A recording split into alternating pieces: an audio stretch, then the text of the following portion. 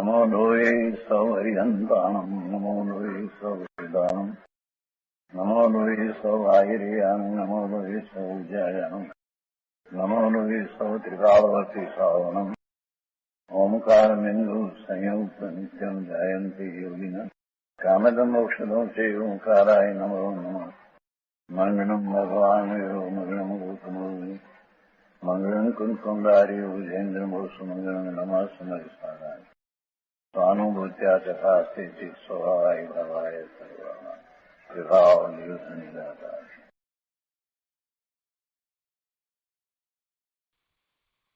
समयसार भगवान कुंकुंदाचार्य रचित द्रव्यानुयोगનો સર્વશ્રેષ્ઠ ગ્રંથ સમયસાર તથા એવી જ સર્વોત્તમ ટીકા અમૃતચંદ્રાચાર્ય ભગવાન રચિત આત્મખ્યાતિ કળશ સહિત એનો સ્વાધ્યાય ચાલે છે.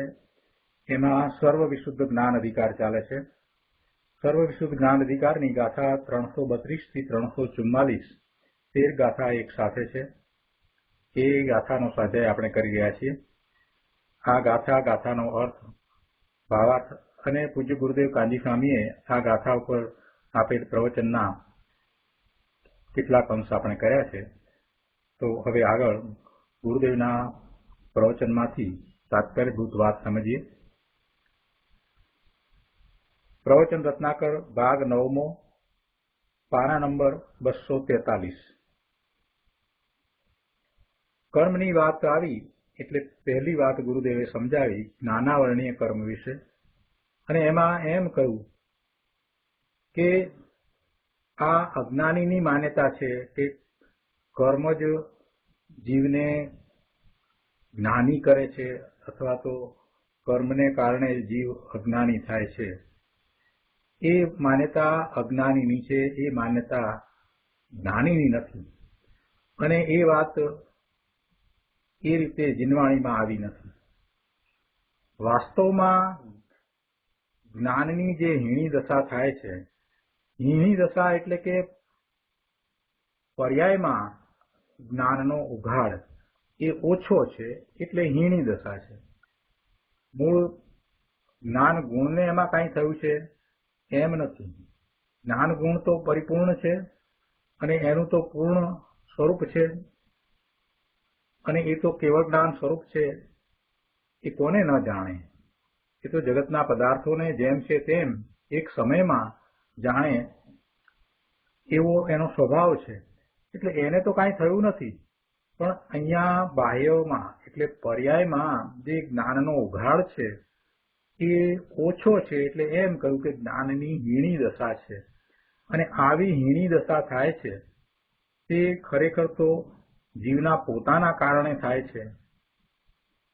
પણ અજ્ઞાનીઓ, મિથ્યાદ્રષ્ટિઓ, આ શ્રમણ આભાસ, આ જૈન આભાસીઓ, એ લોકો એમ માને છે કે જ્ઞાનની જે હીણી દશા થાય છે તે જ્ઞાનાવર્ણીય કર્મના ઉદયને કારણે થાય છે.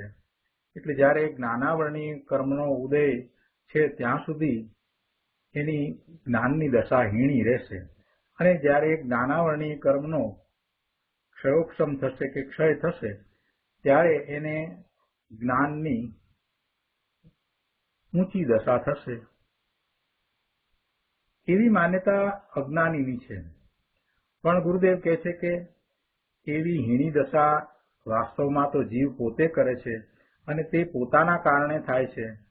અને ત્યારે એમાં જ્ઞાનાવરણ કર્મનો ઉદય છે તે નિમિત્ત માત્ર છે.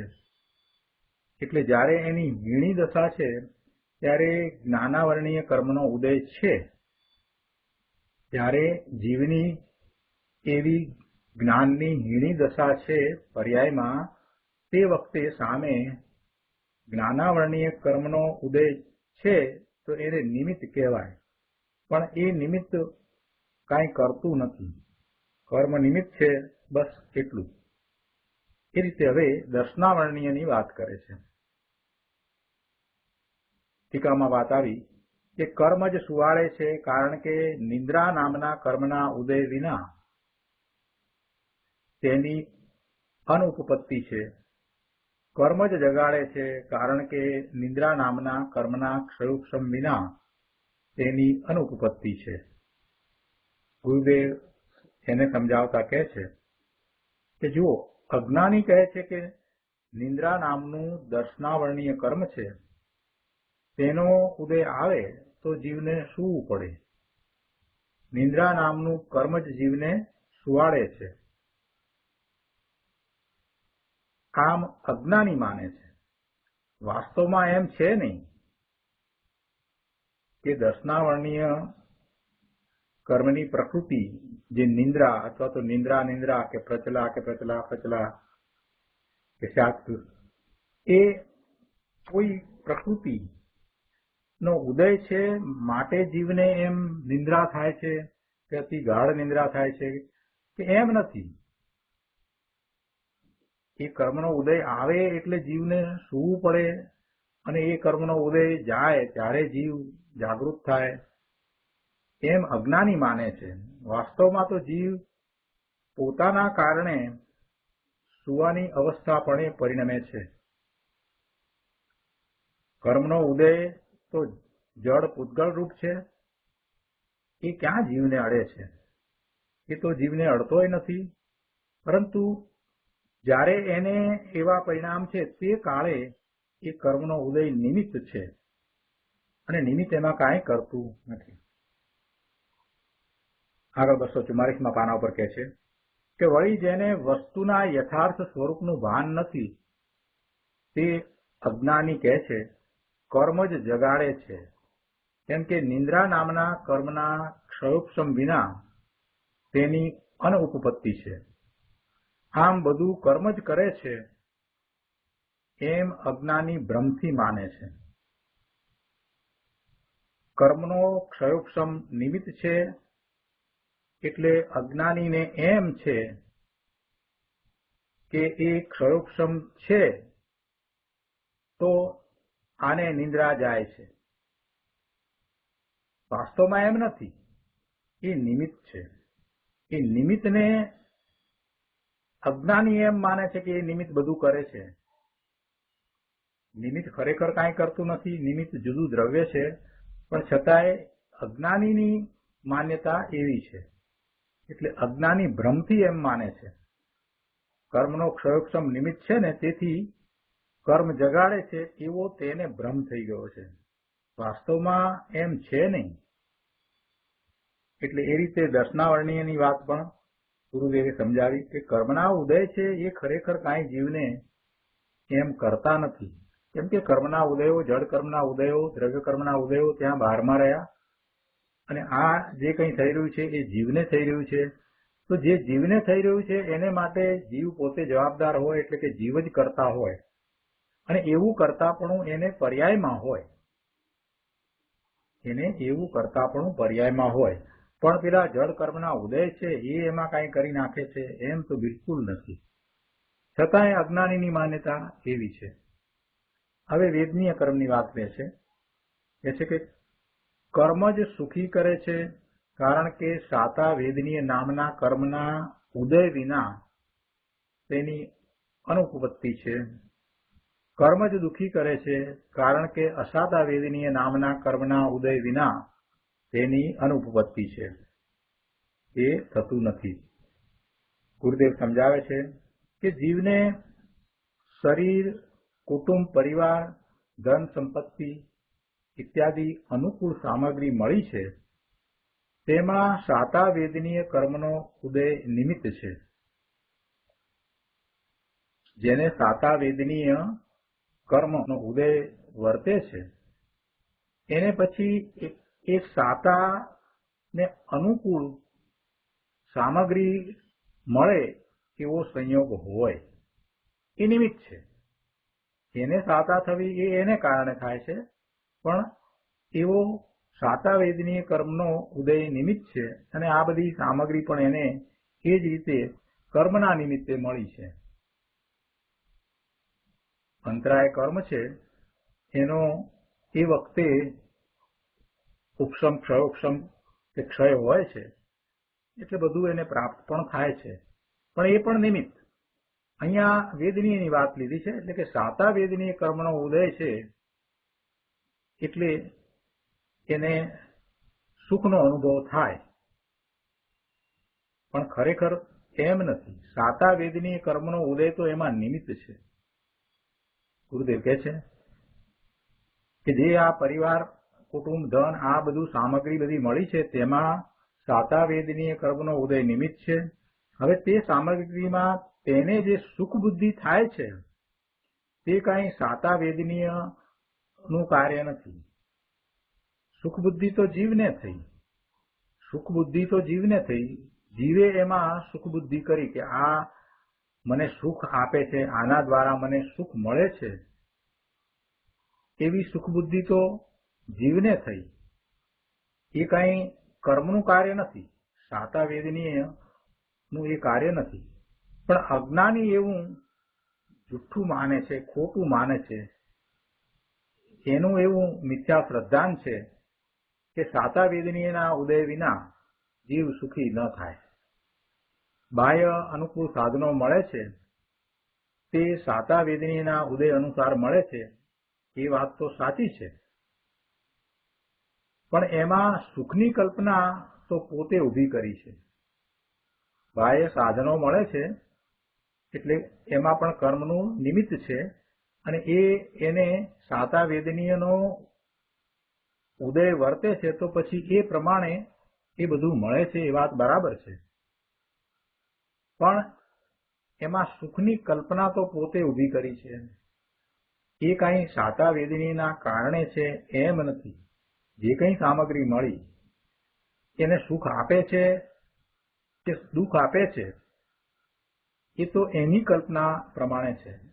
અને આપણે વ્યવહારમાં પણ એવું જોઈએ છીએ કે એકનો એક પદાર્થ સુખનું પણ કારણ થાય અને એ જ પદાર્થ થોડા સમય પછી દુઃખનું પણ કારણ થાય છે.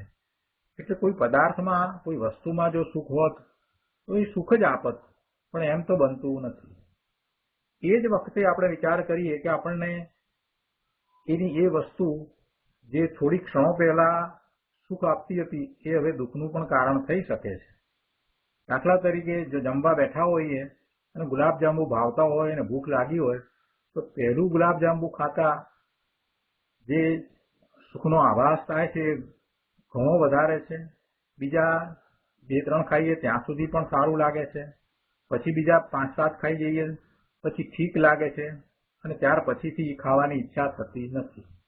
પછી કોઈ પરાણે વધારે ખવડાવે તો પછી એ ગમતું નથી. પહેલું ખાધું ત્યારે ખૂબ આનંદ આવ્યો હતો, એ જ વસ્તુ હવે 8-10 ગુલાબજાંબુ ખાધા પછીથી હવે એમાં એટલો આનંદ આવતો નથી, અને કદાચ પછી તો એમ પણ થાય કે એ દુઃખનું કારણ બને, એને લીધે થઈ અને દુઃખ થાય, દુઃખની લાગણી થાય. એટલે પદાર્થની અંદર કાંઈ સુખ છે એમ તો છે જ નહીં. એને માન્યતા ઊભી કરી છે. ગુરુદેવ કહે છે કે એમાં સુખની કલ્પના તો પોતે ઊભી કરી છે. એ પદાર્થ કાંઈ સુખરૂપ છે એમ નથી. એટલે આ માન્યતા જ્યાં સુધી એની સુખની કે દુઃખની છે ત્યાં સુધી જીવ પોતે જ સુખી દુઃખી થાય છે. પરંતુ જે કર્મના ઉદય છે એ ખરેખર એને સુખી કે દુઃખી કરતા નથી. અનુકૂળ સામગ્રી સુખનું કારણ નથી અને પ્રતિકૂળ સામગ્રી દુઃખનું કારણ નથી. પણ અજ્ઞાની તેમાં પોતાને સુખી દુઃખી થવાનું માને છે. ગુરુદેવ કહે છે કે આવું અજ્ઞાન, અરે એવું અજ્ઞાન પ્રવર્તે છે. શરીરમાં રોગ આવે, નિર્ધનપણું આવે, વાંઝ્યાપણું આવે ઇત્યાદિ બધું અસાતા કર્મના ઉદય અનુસાર હોય છે, એ તો સાચું છે. પણ એમાં જે દુઃખની કલ્પના થાય છે તેમાં અસાતા કર્મનું કારણપણું નથી. અસાતા કર્મ એને દુઃખી કરે છે એ વાત તદ્દન ખોટી છે. અજ્ઞાનીએ બધું એટલે સુખ અને દુઃખ બધું કર્મથી થાય છે એમ ઊંધું માન્યું છે, પણ વાસ્તવમાં એમ નથી. એ પોતે જ સુખી દુઃખી થાય છે, એટલે કે એવા સુખાભાસ કે દુઃખના આભાસ રૂપે પોતે જ પરિણમે છે. એ વખતે કર્મના ઉદય છે તે એમાં નિમિત્ત કારણ છે, નિમિત્ત કાંઈ કરતું નથી. હવે ચોથી મોહનીય પ્રકૃતિની વાત કરે છે. ટીકામાં કહ્યું છે કે કર્મ જ મિથ્યા દ્રષ્ટિ કરે છે, કારણ કે મિથ્યાત્વ કર્મના ઉદય વિના તેની અનુપપત્તિ છે. મિથ્યાત્વ કર્મ એટલે મોહનીય કર્મ. એમાં દર્શન મોહનીય અને ચારિત્ર મોહનીય બે ભાગ પડે છે. તો એ દર્શન મોહનીય કર્મની વાત કરી છે. એવું એ કર્મ દર્શન મોહનીય કર્મનો ઉદય છે ત્યારે એ જીવને મિથ્યા દ્રષ્ટિ કરે છે એવી માન્યતા અજ્ઞાનીની છે. ગુરુદેવ કહે છે કે દર્શન મોહનીયનો ઉદય આવે ત્યારે જીવ મિથ્યા દ્રષ્ટિ થાય, કારણ કે મિથ્યાત્વ કર્મના ઉદય વિના તેની અનુપપત્તિ છે, એ ઉત્પન્ન થતું નથી, એ હોતું નથી. આમ અજ્ઞાનીની દલીલ છે. પરંતુ આ વાત બરાબર નથી. પોતે ઊંધા પુરુષાર્થથી વસ્તુ સ્વરૂપથી ઉલટી માન્યતા કરે છે તે પોતાનો જ અપરાધ છે. કર્મનું તેમાં કાંઈ જ કામ નથી. કર્મના ઉદયો એને ઊંધી માન્યતા કરવા માટે દબાણ કરતા નથી. પોતે જ અપરાધી થાય છે, પોતે જ ઊંધી માન્યતા કરે છે.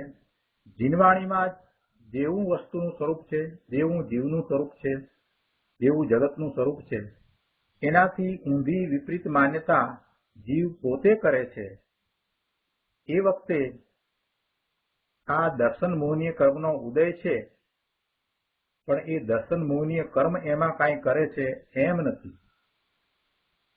જીવનો જ એવો ઊંધો પુરુષાર્થ છે, એટલે એ ઉલટી માન્યતા કરે છે, જીનવાણીથી ઊંધી માન્યતા કરે છે, અને એમ એ એનો જીવનો પોતાનો અપરાધ છે, અને એમ એ મિથ્યા દ્રષ્ટિ થાય છે. પણ એ વખતે દર્શન મોહનીય કર્મનો ઉદય છે, અને એ ઉદય છે તો એને નિમિત્ત કહેવાય. આગળ 245માં પાના ઉપર બીજા પેરેગ્રાફમાં કહે છે કે વળી કોઈ કહે છે ચોથે ગુણ સ્થાને નિશ્ચય સંકિત ન હોય. ચોથે ગુણ સ્થાને નિશ્ચય સંકિત ન હોય એવી પણ કેટલાકની ઊંધી માન્યતા છે. ગુરુદેવ કહે છે કે જેને સંકિતની ખબર નથી એને એવી જ માન્યતા હોય. અંદર વસ્તુ નિત્ય આનંદ જ્ઞાન આનંદ પ્રભુ પોતે છે, તેની સન્મુખ થતા સ્વાનુભવની દશામાં હું આ છું એવી પ્રતીતિ થાય, એનું નામ સંકિત છે, અને તે નિશ્ચય સંકિત છે. પોતાના સ્વરૂપનું દર્શન થવું, એની પ્રતીતિ થવી, હું આ છું એવી પ્રતીતિ થવી, અને એ વખતે એને અતિન્દ્રિય આનંદનું વેદન પણ હોય છે, એ સંકિત છે, અને એ નિશ્ચય સંકિત છે. અને આ થાય છે ત્યારે જે દશા છે એને ગુણસ્થાનની અપેક્ષાએ ચોથા ગુણસ્થાનની દશા કહેવામાં આવે છે. એટલે ચોથા ગુણસ્થાને નિશ્ચય સંકિત ન હોય એવી ઊંધી માન્યતા કેટલાક અજ્ઞાનીઓની છે, પણ એ બરાબર નથી. નિશ્ચય સંકિત છે તે વિતરાગી દશા છે. એ વખતે જે પરિણામ થાય છે તે નિર્મળ પરિણામ થાય છે, કેમ કે એમાં એ પોતાના નિત્ય આનંદ સ્વભાવી ભગવાન આત્માની સન્મુખ થાય છે, અને એવા પરિણામ થાય છે. સંકિતના સ્વરાગ અને વિતરાગ એવા બે ભેદ કહેવામાં આવ્યા છે. એટલે એમાં સ્વરાગ સંકિત છે એટલે એમાં રાગ છે એમ નથી કહેવું. એ જે ભેદ કહેવામાં આવ્યા છે એ તો ચારિત્રની અપેક્ષાએ કયા છે. બાકી સંકિત તો નિશ્ચય સંકિત જ છે. નિશ્ચયથી જે સંકિત થયું છે તે જ છે, પણ હજી ચારિત્ર એને નથી લીધું, એટલે એને એમ કહેવાય કે ચોથા ગુણસ્થાને છે ત્યારે એને સમ્યક્ત્વ છે, પણ અવિરતિ છે. પછી 5મા ગુણસ્થાને છે ત્યારે એને ચારિત્ર છે દેશ વ્યક્તિ છે. એટલે એ અપેક્ષાથી એક ભેદ કહેવામાં આવ્યા છે. સંકિતના સરાગ અને વિતરાગ એવા બે ભેદ તો ચારિત્રની અપેક્ષાએ કયા છે. બાકી સંકિત નિશ્ચય સંકિત તો સ્વયં રાગ રહિત વિતરાગી નિર્મળ દશા જ છે. તે પોતાના અંત પુરુષાર્થથી પ્રગટ થાય છે, બીજી કોઈ રીતે થાય નહીં. તો કોઈએ પ્રશ્ન કર્યો કે એમાં નિમિત્ત તો છે ને, અંત પુરુષાર્થથી થાય છે એમ કહ્યું એટલે એનો અર્થ એ થયો કે આ જે મિથ્યાત્વ કર્મ છે એના ઉપશમથી થાય છે એમ નહીં, પરંતુ એના અંત પુરુષાર્થથી એને સંકિત થાય છે ત્યારે એ કર્મની મિથ્યાત્વ દર્શન મોહનીય કર્મની જે પ્રકૃતિ છે એનો ઉપશમ થાય છે. એવો જ નિમિત્ત નૈમિતિક સંબંધ છે. એટલે ગુરુદેવે એમ વાત કરી કે જેને સંકિત પોતાના અંત પુરુષાર્થથી થાય છે તેમ મિથ્યાત્વ પોતાના ઊંધા એટલે કે વિપરીત પુરુષાર્થથી થાય છે, તેમાં કર્મ કાંઈ કારણ નથી. અને તેમાં કર્મ કાંઈ કારણ છે એમ જે સમજે છે એ અજ્ઞાની છે. એટલે કોઈએ પ્રશ્ન કર્યો મિથ્યાત્વ માટે અને સમ્યક્ત્વ માટે નિમિત્ત છે ને એમ કરીને પ્રશ્ન કર્યો કે નિમિત્ત તો છે ને. ગુરુદેવ દર વખતની જેમ ફરી પાછું સમજાવે છે કે નિમિત્ત છે એટલે શું? નિમિત્ત એમાં કાંઈ કરતું નથી. નિમિત્ત છે એટલે એનો અર્થ એ કે મોહનીય કર્મ કાંઈ મિથ્યાત્વ કરે છે એમ નહીં. જીવમાં મિથ્યાત્વ કરનારું મોહનીય કર્મ નથી, પણ જીવને મિથ્યાત્વ છે ત્યારે એ નિમિત્ત છે, એટલે કે એ હોય છે. કેમ કે નિમિત્ત તો જુદી વસ્તુ છે, પર વસ્તુ છે. એ જીવમાં શું કરે? એ જીવને અડે નહીં, તો પછી જીવમાં કરે શું? આગળ ટીકાની વાતને લે છે, કહે છે કે વળી અજ્ઞાની કહે છે કર્મ જ અસંયમી કરે છે, કારણ કે ચારિત્ર મોહ નામના કર્મના ઉદય વિના તેની અનુપત્તિ છે. સંયમની વાત, અસંયમ અને સંયમ. ચારિત્ર મોહનીય કર્મ એનો ઉદય હોય ત્યારે એ અસંયમી હોય, અને ચારિત્ર મોહનીય કર્મ છે એનો ઉપશમ ક્ષયોક્ષમ થાય ત્યારે એને પછી ચારિત્ર થાય. આવી માન્યતા અજ્ઞાનીની છે. ગુરુદેવ અહીંયા કહે છે કે જુઓ, ઋષભદેવ ભગવાન જન્મથી જ 3 જ્ઞાનના ધણી ક્ષાયિક સંકિતી હતા. ઋષભદેવ ભગવાન એ ભવે મોક્ષ જનાર હતા. તીર્થંકર નું દ્રવ્ય એ ક્ષાયિક સંકિતી હતા. જન્મથી જ ક્ષાયિક સંકિતી હતા અને મતિ, શ્રુત અને અવધિ જ્ઞાન સહિત હતા. છતાં પણ 83 લાખ પૂર્વ સુધી તેમને ચારિત્ર ન આવ્યું, એટલે કે એમને મુનિ દશા અંગીકાર ન કરી. ગૃહસ્થાશ્રમમાં રહ્યા તો ત્યાં અજ્ઞાની કહે છે કે ચારિત્ર મોહ કર્મના ઉદયના કારણે તેમને ચારિત્ર પ્રગટ ન થયું. ચારિત્ર મોહનીય કર્મ એનો ઉદય હતો એટલે ઋષભદેવ ભગવાન 83 લાખ પૂર્વ સુધી ગૃહસ્થાશ્રમમાં રહ્યા અને એમને એવું ચારિત્ર પ્રગટ ન થયું. ગુરુદેવ કહે છે કે પણ ભાઈ એ અભિપ્રાય સાચો નથી, એ અભિપ્રાય સત્યાર્થ નથી. પોતાની પુરુષાર્થની નબળાઈને લઈને તેમને ચારિત્ર ન આવ્યું એ સત્યાર્થ છે. અને એ વખતે કર્મના ઉદય નિમિત્ત તરીકે હતા. ચારિત્ર મોહનીય કર્મનો ઉદય હતો, પણ એ ચારિત્ર મોહનીય કર્મનો ઉદય કાંઈ એમને ચારિત્ર ન થવા દે એમ હતું ન. ચારિત્ર મોહનીય કર્મનો ઉદય કાંઈ એમને ચારિત્ર થવામાં બાધારૂપ થતો હતો એમ ન હતું, પરંતુ પોતાના પુરુષાર્થની નબળાઈ, હજી એવો ઉગ્ર પુરુષાર્થ એમને થયો નહીં, માટે એ 83 લાખ પૂર્વ સુધી ગૃહસ્થાશ્રમમાં રહ્યા. કર્મના ઉદયના નિમિત્તે તેમને ચારિત્રનો અભાવ હતો એમ કહેવું એ તો ઉપચાર માત્ર છે, ખરેખર વાસ્તવિક એવું વસ્તુનું સ્વરૂપ નથી. આવી વાત છે. વળી એક બીજી વાત પણ કરી છે ગુરુદેવે, કહે છે કે કોઈ બહારની એટલે વ્રત આદિ રાગની ક્રિયાને ચારિત્ર કહે છે, પણ ચારિત્રનું એ વાસ્તવિક સ્વરૂપ નથી. અંદર વસ્તુ પોતે ભગવાન આત્મા છે ને, એની વાત કરે છે કે અંદર વસ્તુ પોતે શુદ્ધ ચિદાનંદ ઘન ચૈતન્ય મૂર્તિ પ્રભુ સદા વિરાજી રહેલ છે. તેની એકાગ્રતાપૂર્વક તલ્લીન થઈ પ્રચુર આનંદમાં રમતા રમતા તેમાં જ ઠરીને રહેવું, તે ચારિત્ર છે.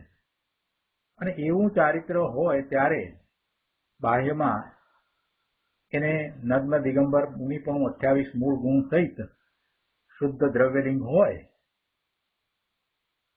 જ્યારે એમને ભાવલિંગ છે અને પોતાના આત્મામાં પ્રચુર સ્વસંવેદન સહિત એ રમણતા કરે છે, ત્યાં રહ્યા છે, તો બાહ્યમાં પણ એવી જ દશા હોય એવો નિમિત્ત નૈમિતિક સંબંધ છે.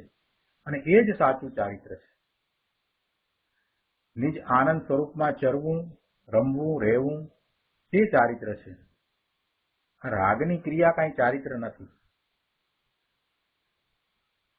કર્મના નામે ઘણી મિથ્યા વાતો અત્યારે ચાલે છે. કર્મના નામે અત્યારે મોટો ગોટો ઉઠ્યો છે. એમ કે કર્મ જ જીવને અસંયમી કરે, વિકારી કરે, કર્મને લઈને જીવને વિકાર થાય. અરે ભાઈ, કર્મ તો જળ છે, એને લઈને જીવને વિકાર કેમ થાય? જળને લઈને ચેતનને વિકાર કેવી રીતે થાય? જળ ચેતનમાં વિકાર કેવી રીતે કરાવે? એ છે, એની હાજરી છે તો એને નિમિત્ત કહેવાય, પણ કાંઈ એ જળ કર્મ જીવને ચેતનને વિકાર કરાવે એમ બિલકુલ નથી. કર્મ નિમિત્ત હો, પણ જીવને વિકાર થાય છે એ તો પોતાને પોતાથી જ થાય છે. જીવને વિકાર થાય છે એમાં એનો ઊંધો પુરુષાર્થ છે, એની નબળાઈ છે. જીવને વિકાર થાય એ પર્યાયગત પોતાનો જ અપરાધ છે. એ પર્યાયગત પોતાનો અપરાધ છે. એટલે એ અપરાધ પર્યાયમાં છે, બહારમાં છે. એથી કાંઈ એનું દ્રવ્ય મલિન થાય છે એમ નથી. અને એમાં કર્મનું કાંઈ કાર્ય નથી. કર્મ એમાં કાંઈ કરતું નથી.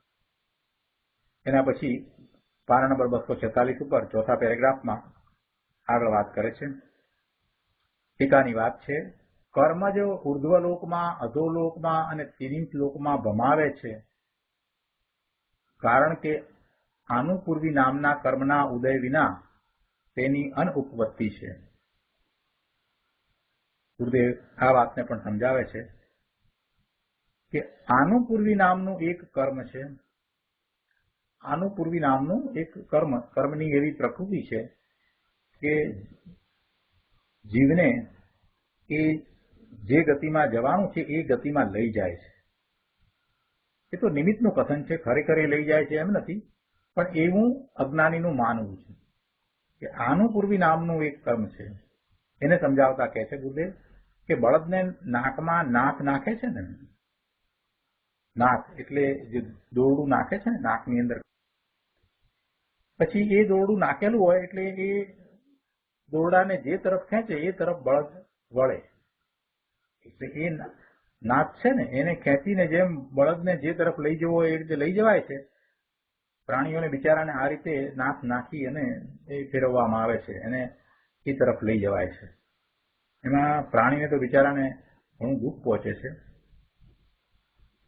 એટલે પણ એ નાક દ્વારા, એટલે કે દોરડું જે નાખેલું છે એના દ્વારા એને એ તરફ લઈ જવાય છે. એ તરફ ખેંચતા એ તરફ જાય, બીજી તરફ ખેંચતા બીજી તરફ જાય. એટલે એમ એને જે માર્ગમાં રાખવો છે એ માર્ગમાં રખાય છે. તો એવી રીતે આનુપૂર્વી નામની પ્રકૃતિ જીવને નરક આદિમાં લઈ જાય છે. એટલે નરકમાં જવાના એને પરિણામ કહ્યા છે. તો હવે નરકમાં કોણ લઈ જાય? તો કે છે કે આ આનુપૂર્વી નામની કર્મની પ્રકૃતિ છે એ એને લઈ જાય.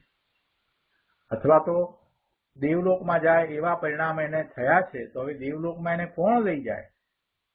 તો આ આનુપૂર્વી નામનું કર્મ છે એ એને લઈ જાય છે. એટલે જે ગતિમાં જવું છે એ ગતિમાં લઈ જનાર આ આનુપૂર્વી નામનું કર્મ છે. એવી માન્યતા અજ્ઞાનીની છે. એવી માન્યતા અજ્ઞાનીની છે. પણ ખરેખર એમ નથી. જો શ્રેણિક મહારાજાનું ઉદાહરણ આપીને ગુરુદેવ સમજાવે છે કે જુઓ, શ્રેણિક રાજા ક્ષાયિક સંપત્તિ હતા, તીર્થંકર ગોત્ર બાંધ્યું છે, પણ નરક ગતિ નામ કર્મ બાંધ્યું હતું, તો આનુપૂર્વી કર્મ તેમને નરકમાં લઈ ગયું. આ અજ્ઞાનીની માન્યતા છે.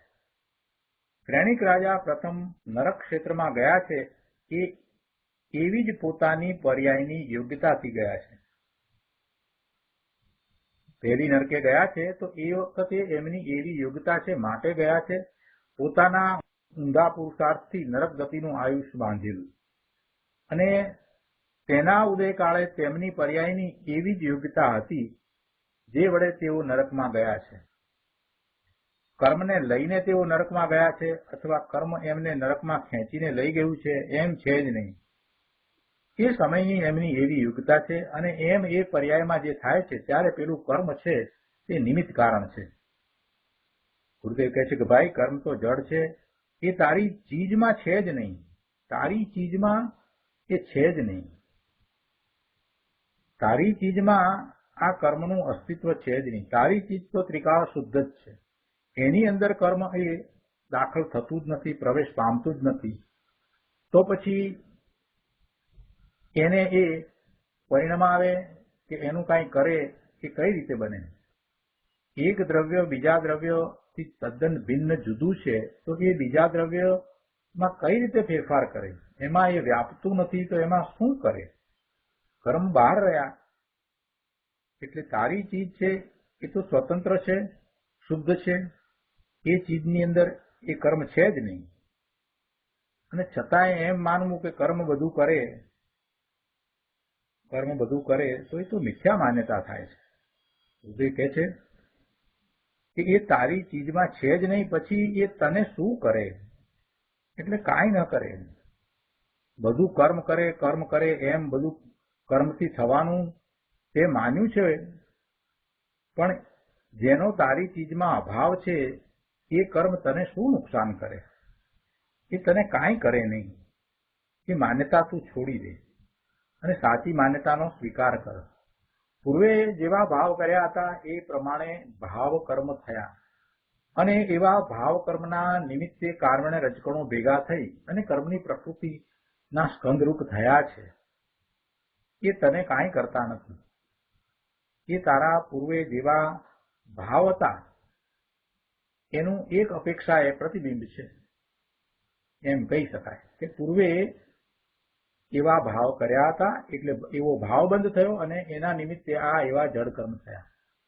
બસ એટલું જ એમાંથી સમજવાનું છે. પણ એ કાંઈ વર્તમાનમાં બધું તને કરાવી દે છે એમ નથી. તું વર્તમાનમાં સ્વતંત્ર છો. તું તારા પુરુષાર્થ દ્વારા સમ્યક્તો પ્રગટ કરી શકે એવો છો. તું તારા પુરુષાર્થ દ્વારા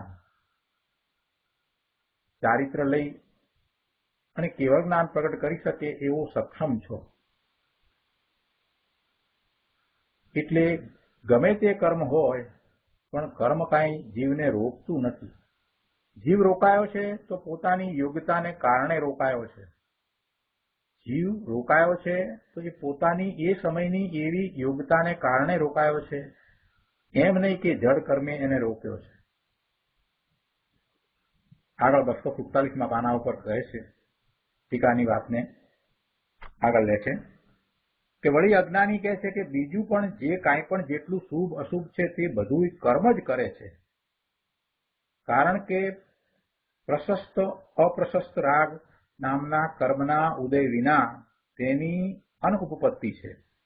એટલે પ્રશસ્ત રાગ નામના કર્મના ઉદયને કારણે શુભ અને અપ્રશસ્ત રાગ કર્મના કારણે અશુભ ભાવ ઉત્પન્ન થાય છે. એમ કર્મને કારણે થાય છે. આવી માન્યતા અજ્ઞાનીની છે. ગુરુદેવ કહે છે કે જે કાંઈ શુભ અશુભ ભાવ થાય છે તે કર્મ જ કરે છે એમ અજ્ઞાની જીવ માને છે. કર્મ જ શુભ અશુભ ભાવ કરાવે છે. જીવને શુભ અશુભ ભાવ થવાનું કારણ જીવના કર્મના ઉદય જ છે એવી માન્યતા અજ્ઞાનીની છે. પણ એમ છે નહીં. વાસ્તવમાં શુભ અશુભ ભાવ જે એને થાય છે તે પોતાના અવળા પુરુષાર્થથી થાય છે. શુભ ભાવ થાય છે કે અશુભ ભાવ થાય છે, બંને વખતે જીવનો પુરુષાર્થ છે તે અવળો છે. જીવનો પુરુષાર્થ અવળો છે. શુભ ભાવમાં અને અશુભ ભાવમાં બંનેમાં જીવનો પુરુષાર્થ અવળો છે. જો સવળો પુરુષાર્થ હોય, સાચો સમ્યક પુરુષાર્થ હોય તો એને શુદ્ધ ભાવ થાય. જેમ શુદ્ધ ભાવ થાય ત્યારે જે પુરુષાર્થ છે તે સમ્યક અથવા સવળો પુરુષાર્થ છે, એવી રીતે એને અશુભ ભાવ થાય ત્યારે કે શુભ ભાવ થાય ત્યારે એને અવળો પુરુષાર્થ છે. શુદ્ધ ભાવ થાય તે પોતાના સવળા સમ્યક પુરુષાર્થથી થાય છે, તેમ શુભ અને અશુભ ભાવ થાય તે પોતાના અવળા એટલે મિથ્યા પુરુષાર્થથી થાય છે. પણ કર્મના ઉદયના કારણે એ શુભ અશુભ ભાવ થાય છે એમ છે જ નહીં. અજ્ઞાની કહે છે શું કરીએ? કર્મ માર્ગ આપે તો ધર્મ કરીએ ને. કર્મને કારણે અમે તો રોકાઈને રહ્યા છીએ. આ કર્મ માર્ગ આપે, કર્મ અમને કરવા દે તો અમે ધર્મ કરીએ ને. ગુરુદેવ કહે છે અરે ભાઈ, કર્મ તો બિચારા જડ છે. કર્મ બિચારે કોણ? કર્મ બિચારે કોણ? ભૂલ મેરી અધિકારી થયું છે ને. તો કે કહે છે કે એ તને ક્યાં નડે છે? કર્મને આધીન તારી જે દ્રષ્ટિ છે એ મિથ્યા છે. કર્મને આધીન દ્રષ્ટિ તારી છે. કર્મને આધીન તું થાય છે. તારી એવી શ્રદ્ધા માન્યતા ઊંધી છે એટલે તું કર્મને આધીન થઈ અને પરિણમે છે. જેટલું શુભ અશુભ થાય તે જડ કર્મના લઈને થાય છે એ તારી દ્રષ્ટિ જ મિથ્યા છે એમ આચાર્ય કહે છે. કર્મ બીજી ચીજ છે, એ નિમિત્ત હો, પણ તને શુભ કે અશુભ ભાવ જે થાય છે એ તો તારા પોતાના કારણે થાય છે, કર્મના કારણે નહીં.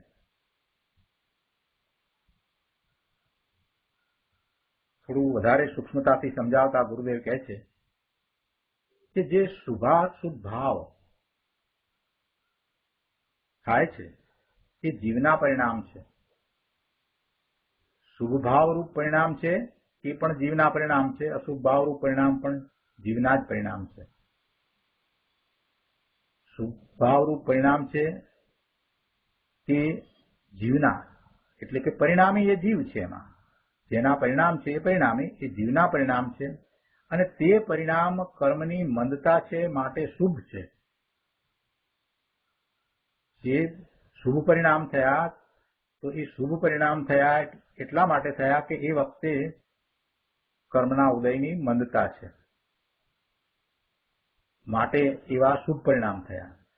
અને તીવ્ર પરિણામ એ કર્મ ઉદય ની તીવ્રતા છે તો અશુભ પરિણામ થાય છે. એવી માન્યતા અજ્ઞાનીની છે, પણ એમ નથી. પ્રશસ્ત રાગ નામના કર્મનો ઉદય કરતા અને શુભ ભાવ થાય તે એનું કાર્ય એમ છે નહીં.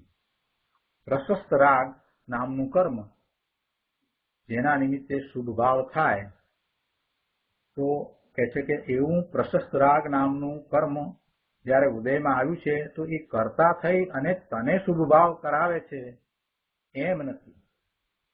એ પ્રશસ્ત રાગ નામનું કર્મ નો ઉદય એ કરતા, અને એ કરતા છે તો જે કાર્ય છે તે શું છે તો કે શુભ ભાવ જે જીવને થયો તે તેનું કાર્ય આવું છે જ નહીં.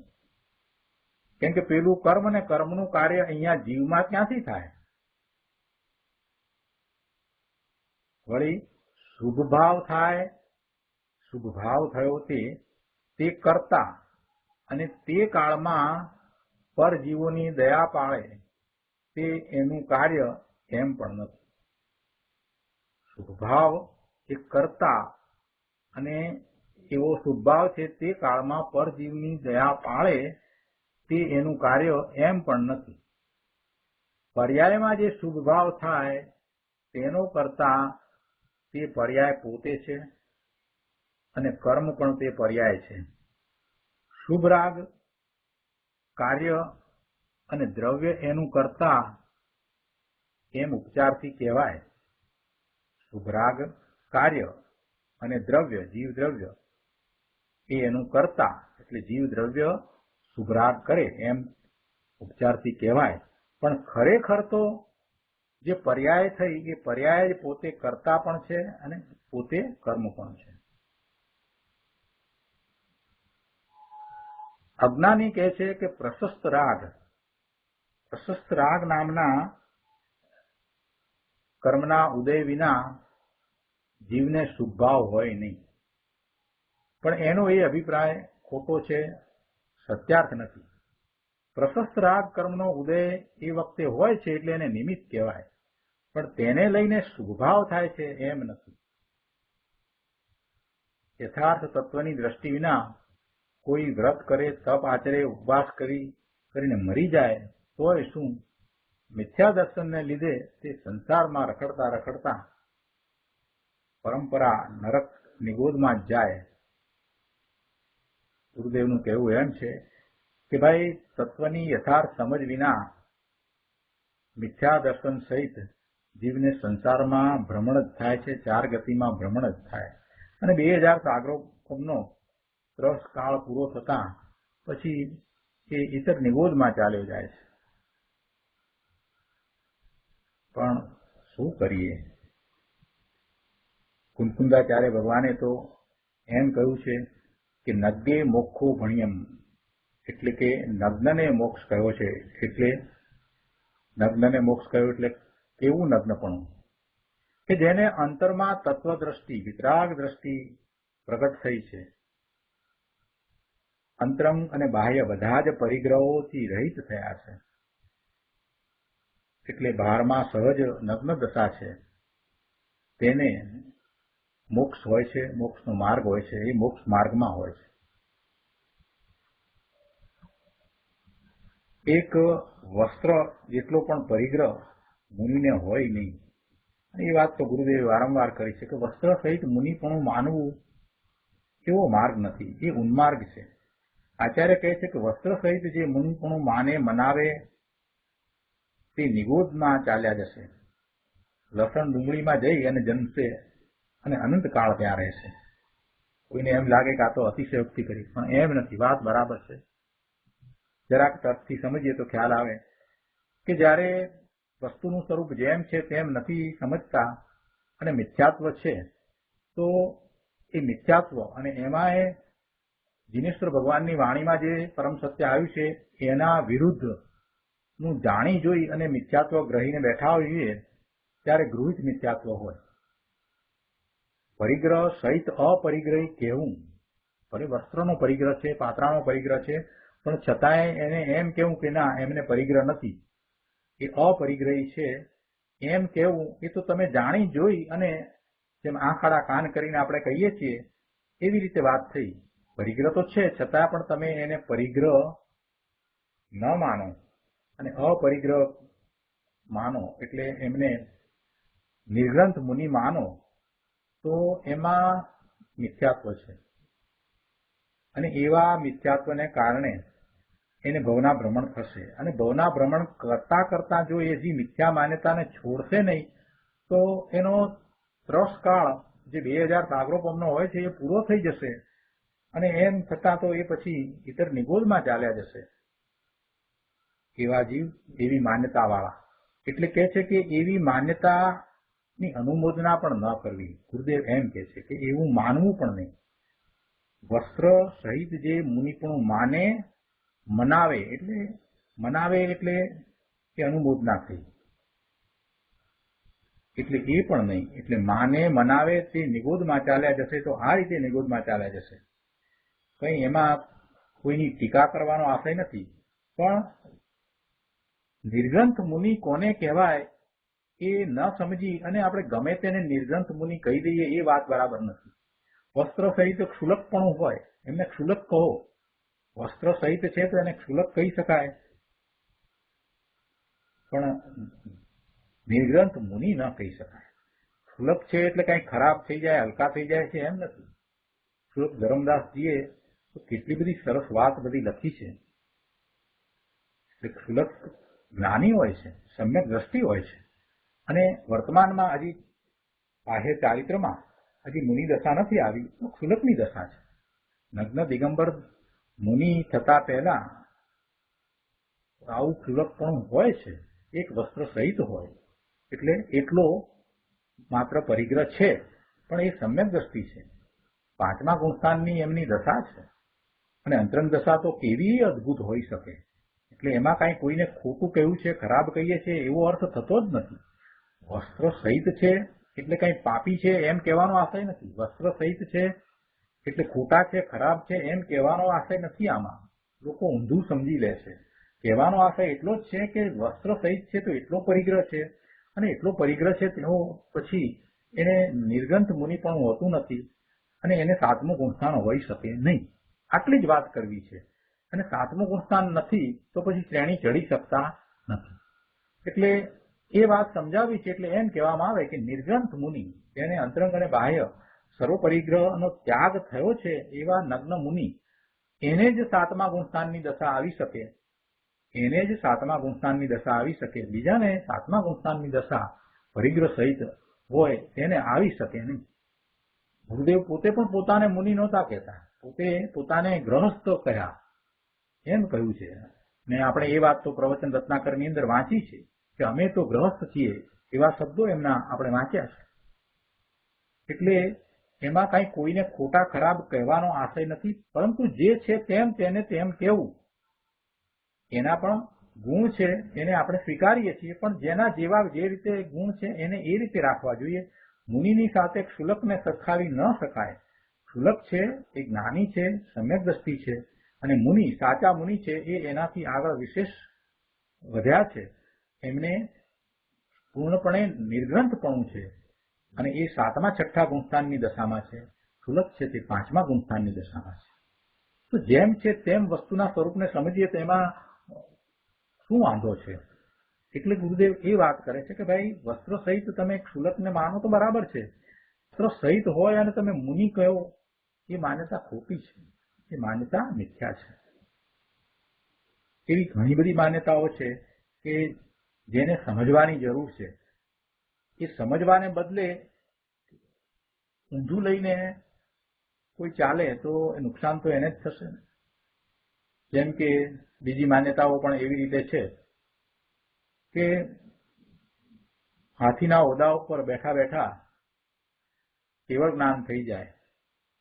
આ માન્યતા પણ ભૂલ ભરેલી છે. મરુદેવી માતાને હાથીના ઓદા ઉપર બેઠા બેઠા એમને કેવળ જ્ઞાન થયું, અને પછી મોક્ષે ગયા. મોક્ષના દ્વાર એમને ખોલ્યા, એવી વાત કહેવામાં આવે છે. અરે ભાઈ, કેટલાય જીવો સિદ્ધ થયા છે. પહેલી વાત તો એ કે પહેલા પહોંચ્યા એમ નથી, અને બીજી વાત એ છે કે એ પહોંચ્યા નથી. હાથીના ઓદા ઉપર બેઠા બેઠા જ્યારે સ્ત્રીની પર્યાય છે ત્યારે કેવળ જ્ઞાન ન થાય. નિર્ગ્રંથ મુનિ, નગ્ન દિગંબર મુનિ, એ જયારે 7મા ગુણસ્થાનથી ઉપર આગળ વધે છે ત્યાર પછી એ 12મા ગુણસ્થાને જાય છે, ફસાઈ રહી થાય છે, અને પછી કેવળ જ્ઞાન થાય છે. હવે એવું નગ્ન દિગંબર પણ સ્ત્રીઓને હોય નહીં. સ્ત્રીઓને એવું નગ્ન દિગંબર પણ હોય નહીં. એટલે કેવળ જ્ઞાન ક્યાંથી થાય? અને કેવળ જ્ઞાન થયા પહેલા એ મોક્ષે ગયા અને મોક્ષના દરવાજા એમણે ખોલ્યા, અને આવું બધું જે કહેવામાં આવે આ વાત બધી ખોટી છે. એવી ઊંધી માન્યતા કરવાથી શું ફાયદો છે? એના બદલે એમ કહ્યું હોત કે ના બરાબર છે, હાથીના ઓદા ઉપર બેઠા બેઠા એમને સમ્યક દર્શન થઈ ગયું તો વાંધો ન હતો. પોતાના અંતરમાં ઉતરી ગયા, એટલો વૈરાગ્ય આવ્યો અને અંતરમાં ઉતરી ગયા પોતે, અને સમ્યક દર્શન થયું તો એમાં કોઈ વાંધો નથી.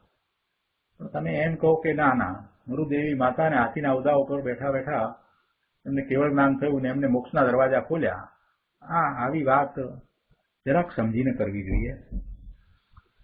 એટલે ગુરુદેવે આ રીતે કેટલીક વાત કહી હોય અને એમાં એક લીટીમાં બોલ્યા હોય એટલે ઘણા લોકો પૂરી વાતને સમજ્યા વિના ગુરુદેવનો વિરોધ કરે. પણ વિરોધ કરવાની જરૂર નથી, અને બરાબર સમજો ગુરુદેવને કહેવાનો આશય શું છે. કેમ કે દિગંબરમાં પણ વસ્ત્ર સહિત તો હોય જ છે ને, ક્ષુલક છે અને એક વસ્ત્ર હોય છે. છતાંય એ આદરણીય છે, એ સમ્યક દ્રષ્ટિ હોય, અને એ શાસ્ત્રના સારા અભ્યાસી હોય, એ શાસ્ત્ર સારી રીતે સમજાવતા પણ હોય, ઘણું સારું લખતા પણ હોય. અહીંયા 248માં પાના ઉપર આગળ કહે છે કે શ્રીમદ રાજચંદ્રજીએ એકવાર કરુણાર્દ્ર થઈ કહેલું કે અરે રે આ અમારો સત્યનો નાદ કોણ સાંભળશે? ભગવાનની વાણીનો આ પોકાર કે વસ્ત્રનો એક ધાગો પણ રાખીને મુનિપણું માને મનાવે કે માનનારાને ભલો જાણે તે ત્રણેય નિગોદગામી છે. એકેન્દ્રીમાં ઉપજી અનંત કાળ ત્યાં અનંત દુઃખમાં પડ્યા રહેશે. સમજીએ તો આ બધું બરાબર સમજાય એવું છે. એમાં કોઈના વિશે કંઈ કહ્યું છે એમ નથી. એ દરેકને લાગુ પડે છે. ગુરુદેવે પોતે પોતાને માટે પણ એ વાત લાગુ પાડી. સ્થાનકવાસી સંપ્રદાયમાં હતા ત્યારે એમને કાંજી મુનિ કહેતા હતા અને એમને લાગ્યું કે આ વસ્ત્રો સહિત અને આ પાત્રા સાથે આ દશામાં હું કાંઈ મુનિ ન કહેવાઉં, અમે સાધુ છીએ જ નહીં. એટલે તો એમણે પરિવર્તન કર્યું કે ના, હું સાધુ નથી. પોતે પોતાની જાતને સાધુ માનતા ન હતા, છતાંય બધા જ આચાર વિચાર એમ જ રાખ્યા અને કેટલો બધો જ્ઞાનનો ઉદ્યોગ કર્યો.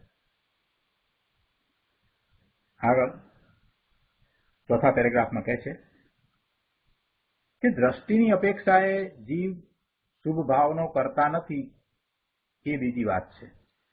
પેલી શુભાશુભ ભાવની વાત લીધી અને એ કર્મને કારણે નથી એ બધી વાત કરી. એટલે હવે એક સાથે બીજી વાત પણ સમજાવે છે જે આપણે ઘણી વાર કરી ગયા છીએ. જ્યારે આપણે દ્રષ્ટિનો વિષય શું છે, દ્રષ્ટિનો વિષય તો શુદ્ધ હોય, ત્રિકાળ શુદ્ધ છે એ જ દ્રષ્ટિનો વિષય હોય. તો દ્રષ્ટિના વિષયની જ્યારે વાત કરતા હોઈએ ત્યારે પછી જીવ આવા શુભાશુભ ભાવનો કરતા હોય નહીં. મિથ્યાત્વ આદિના જે પરિણામ થાય છે તે અજ્ઞાન દશામાં એ જીવના છે એમ જ્યારે આપણે કહીએ છીએ તો જ્યારે દ્રષ્ટિનો વિષય કેવો છે ભગવાન આત્મા એની વાત કરતા હોઈએ ત્યારે જે અજ્ઞાન અવસ્થામાં જે વાત છે એ હોય નહીં. અજ્ઞાન અવસ્થામાં એમ કહ્યું ને કે જીવ છે તે શુભાશુભ ભાવનો કરતા છે, એ અજ્ઞાન અવસ્થામાં કહ્યું. કર્મ શુભાશુભ ભાવનો કરતા નથી, પણ જીવ પોતે જ અજ્ઞાન અવસ્થામાં શુભાશુભ ભાવનો કરતા છે. આ મૂળ વાતનો વિસ્તાર અત્યારે આપણે કરી રહ્યા છીએ. તો એ અજ્ઞાન અવસ્થામાં જે વાત કરી એવી અજ્ઞાન અવસ્થા એ કઈ દ્રષ્ટિનો વિષય નથી. દ્રષ્ટિનો વિષય જેના તરફ દ્રષ્ટિ કરતા, જેનું લક્ષ્ય કરતા સમ્યક દર્શન સમ્યક જ્ઞાનના નિર્મળ પરિણામ થાય એ કેવું હોય એ જયારે જણાવવું હોય ત્યારે એમાં કોઈ પર્યાય લેવામાં આવે નહીં. એ પર્યાય વિનાનું શુદ્ધ ત્રિકાળ શુદ્ધ, ત્રણેય કાળે જે શુદ્ધ જ રહે છે, જેમાં કોઈ ફેરફાર નથી થતો એવું ધ્રુવ એ દ્રષ્ટિનો વિષય છે. એટલે દ્રષ્ટિની અપેક્ષાએ વાત કરીએ તો ત્યાં પછી એમ નથી કહેતા કે જીવ શુભાશુભ ભાવનો કરતા છે, એ વાત રહેતી નથી. કેમ કે જીવ શુભાશુભ ભાવનો કરતા છે એ તો અજ્ઞાન અવસ્થામાં છે. અજ્ઞાન અવસ્થામાં જીવ શુભાશુભ ભાવનો કરતા છે. એટલે આ વાત અહીંયા જે કરવામાં આવી છે એ અપેક્ષા જુદી છે. દ્રષ્ટિની અપેક્ષાએ જીવ શુભાશુભ ભાવનો કરતા નથી એ બીજી વાત છે. પરંતુ શુભ ભાવનું પરિણમન પોતાની પર્યાયમાં છે અને એ અપેક્ષાએ એનું કર્તૃત્વ પોતાને છે એમ જ્ઞાન યથાર્થ જાણે છે. એનો જ્ઞાન સ્વભાવ છે, દરેક સમયે એ જ્ઞાન કરે છે ત્યારે ખરેખર તો જ્ઞાન જાણે જ છે કે આ શુભ ભાવ છે, પણ અજ્ઞાની એ શુભ ભાવને આત્મા જાણે છે અને જ્ઞાની છે એને ભેદ જ્ઞાન છે. એટલે એવા એ શુભ ભાવને પોતાથી જુદો જાણે છે, એટલે એ આત્મા નથી એમ એને જ્ઞેય તરીકે જાણે છે. એટલે એ વાત પણ સાથે અહીંયા સમજાવી. શું કહ્યું કે શુભ ભાવનું પરિણમન પોતાની પર્યાયમાં છે અને તે અપેક્ષાએ એનું કર્તૃત્વ પોતાને છે એમ, એટલે કે એનો એ કરતા છે એમ જ્ઞાન યથાર્થ જાણે છે. બાકી ખરેખર તો વિકારી ભાવનું પરિણમન, એ પરિણમન પોતે, એ પર્યાય પોતે એ જ કરતા અને વિકારી ભાવ થયો એ એનું કાર્ય, એનું કર્મ છે. એટલે એ પર્યાયમાં જે થયું તે પર્યાય પોતે જ કરતા અને પર્યાય પોતે જ કર્મ છે. દ્રવ્ય ગુણને એમાં કાંઈ કરતા પણ નથી. આવી વાત દિગંબર મુનિઓ સિવાય ક્યાંય મળતી નથી. સુખદેવનું એમ કેવું છે કે દિગંબર શાસ્ત્રોમાં જ અમે આ વાત વાંચી, કેમ કે એમને તો બધા શાસ્ત્રોનો અભ્યાસ હતો ને. આગળ 6થા પેરેગ્રાફમાં કહે છે કે રાગ નામનું જડ કર્મ છે તેના મંદ ઉદય વિના જીવને શુભભાવ ન થાય એમ અજ્ઞાની માને છે. તેને આચાર્યદેવ કહે છે કે એમ નથી. શુભ રાગનો કરતા અજ્ઞાનપણે જીવ છે અને તે રાગ જીવનું કર્મ છે. જે રાગ થયો તે જીવનું કાર્ય છે અને એનો કરતા જીવ છે. અજ્ઞાન અવસ્થામાં શુભ કે અશુભ ભાવ બંનેનો કરતા જીવ છે અને એ જે શુભ કે અશુભ ભાવ થયો, જે કાર્ય થયું, એ એનું કર્મ છે. જ્ઞાન ભાવ પ્રગટ થતા જ્ઞાની થાય છે ત્યારે, ભેદ જ્ઞાન થયા પછી, એ જ્ઞાની જ્યારે રાગ થાય છે તો એને એ જ્ઞેય તરીકે માને છે અને એને એ પોતાનું કાર્ય માનતા નથી. જ્ઞાન ભાવ પ્રગટતા જ્ઞાની પર્યાયમાં જે રાગ થાય તેને પોતાનું કાર્ય એટલે કર્મ માનતા નથી. પર્યાયમાં રાગનું પરિણમન છે બસ એમ જ્ઞાનમાં જાણે છે. જ્ઞાનીને ભેદ જ્ઞાન છે, પોતે ભગવાન આત્મા, અને આ જ્ઞાનમાં જે જણાઈ રહ્યું છે કે રાગ શુભ ભાવ કે અશુભ ભાવ જે છે તે બધું પોતાથી જુદું જ્ઞેય છે.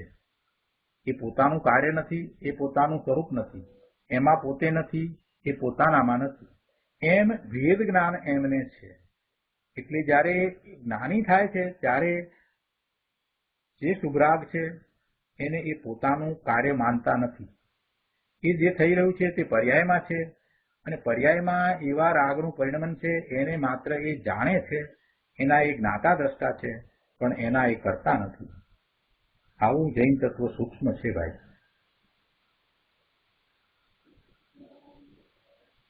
આગળ કહે છે છેલ્લા પેરેગ્રાફમાં કે સત્ય બોલવાનો શુભભાવ થાય તે કર્મના ઉદયથી થાય છે એમ નથી. તેમજ શુભભાવ છે માટે સત્ય બોલાય છે એમેય નથી. જળ કર્મ કરતા અને શુભભાવ એનું કાર્ય એમ નહીં, તથા શુભભાવ કરતા અને આ ભાષા બોલાય, સત્ય બોલાય તે એનું કાર્ય એમ પણ નહીં. આગળ 249માં પાના ઉપર કહે છે કે જુઓ આ તત્વદ્રષ્ટિ, આવી તત્વદ્રષ્ટિ છે.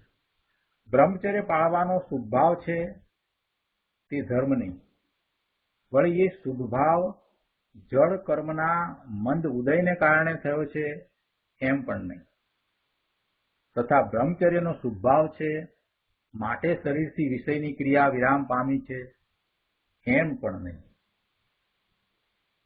જ્ઞાની સંતોએ અલૌકિક વાત કરી છે. આ કોઈ પક્ષની વાત નથી, આ તો જૈન દર્શન છે. વસ્તુનું સ્વરૂપ આવું જ છે. તો આજનો સ્વાધ્યાય અહીંયા સુધી રાખીએ છીએ. તાત્પર્યભૂત વાત ઘણી આવશે. જેમ જેમ સ્વાધ્યાય કરતા જઈશું તેમ તેમ ઘણો ઉગાર થતો જશે. આજનો સ્વાધ્યાય અહીંયા સુધી રાખીએ છીએ. હવે સુખધામ બોલીએ.